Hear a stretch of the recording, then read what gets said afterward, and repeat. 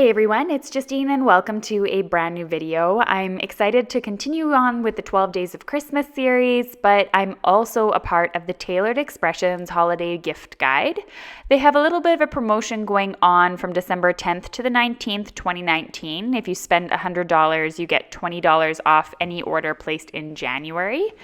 And the blog hop today is featuring the blender brushes from Tailored Expressions. If you haven't seen them before, they're absolutely fabulous. So I'm going to be using them in today's video. So let's get started. I had chatted briefly about these blending brushes in my holiday gift guide for 2019. I love that these ones are colorful, they're so pretty. I use it as a home decor piece in my craft room as well as a practical use, obviously. They have a storage caddy which is available, and I love how each handle has its own color distinction, so it's easy to keep track of. I find that's my hardest thing with blending brushes when the color handles aren't colored, that I forget which color I had originally blended with. So let's get started. One of the things I absolutely love about these blending brushes is how easy it is to trail off into white, I guess you could say. I'm using 3 colors of ink today. I'm using Fiesta Blue, All That Jazz, and Suede Shoes from Catherine Pooler.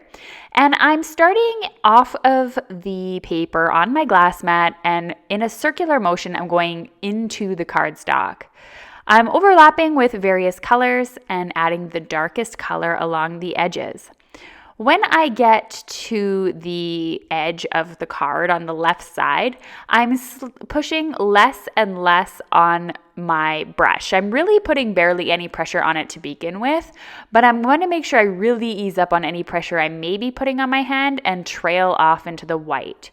At this point, the ink should be getting less and less on the brush as you get towards the bottom. So there'll be less ink on your brush as it is, and with that light pressure, you're really going to get that beautiful, elegant, faded off look. Now in my head, I had my card all planned out. I had ordered the Tailored Expressions Simple Strips in Holiday, both of them, the large and the mini set. And of course they didn't come in time for this video, so I had my background made and I wasn't really quite sure where I was going to go with this because I didn't have any Christmas stamps. So I guess I'm turning this video into what to do if you don't have Christmas stamps. So first of all, I wanted to make it look like it was snowing. I took some Reinker, a white pigment Reinker. It's for my scrapbook.com ink. I put a spray of water onto it just to get it flowing a little bit on here because it was quite thick. And I'm grabbing a paintbrush and just flicking off the edge of my acrylic block to add some snow. I cleaned off my surface with a wet cloth, and then I pulled out the Tailored Expression stamps that I do have that are not currently on an ocean freighter in the middle of nowhere. And they were these 3 simple strip stamps. This is all I had, all these sentiments. And I showed these on my holiday gift guide as well the other day, and I think these are just the coolest things. So first of all, there's a mini version as I'm stamping right now, and then there's 2 normal size versions. So the mini one coordinates with the mini simple strips die, and the 2 larger ones both coordinate with the same die, the simple strips normal size. Now I've gone ahead and stamped all of these out, and you can see that they have these 6 squares on them. And the reason why they have these, and I showed these in my video before, so I apologize if you've seen this already, you line up the 6 squares with the 6 squares in the die set so you know it's all straight. And then you can attach it using some washi tape or purple tape or any sort of removable adhesive that you might have to keep the die in place while you run it through your die cutting machine. I don't recommend, freestyling this one. You really need it to stay in that exact spot.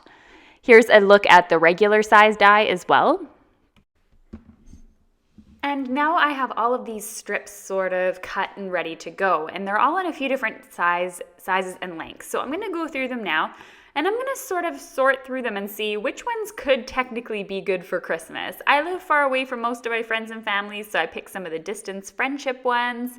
You can use the Pop Fizz Clink Celebrate, anything like that. So dig through your stamps. If you don't have any Christmas stamps, there's a good possibility that you can use one of your other sets.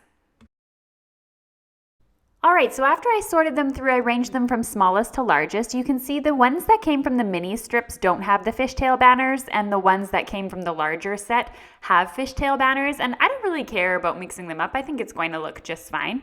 I have a whole bunch here, like Gather Together, I Miss Your Face, a Happy Mail Just For You, Pop Fizz, Drink Cheers, Wish I Could Be There With You, Sending, Smiles Across the Miles, and I think arranged in a Christmas tree form, all of these work for my long distance Christmas this year.